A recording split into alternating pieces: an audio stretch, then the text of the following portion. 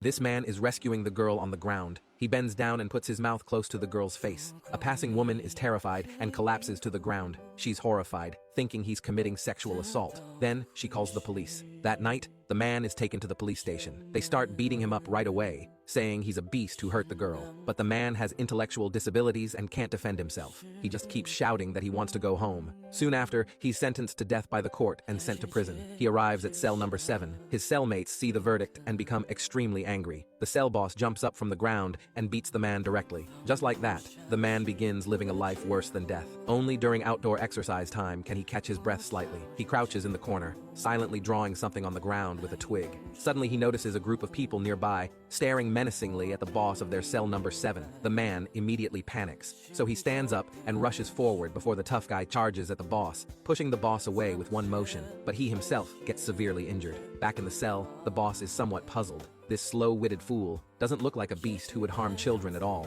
To repay him, he asks the man what his wish is. Unexpectedly, the man stammers for a long time, but says the boss is instantly stunned, but having already promised, he can only find a way. So during a church consolation performance, he arranges for the child to be in the performance group and sneaks her out during the chaos. In the cell, the girl climbs out of the box. Not only is she not afraid, but she opens her eyes wide and keeps looking around at them. At this moment, the girl sees the man in the corner.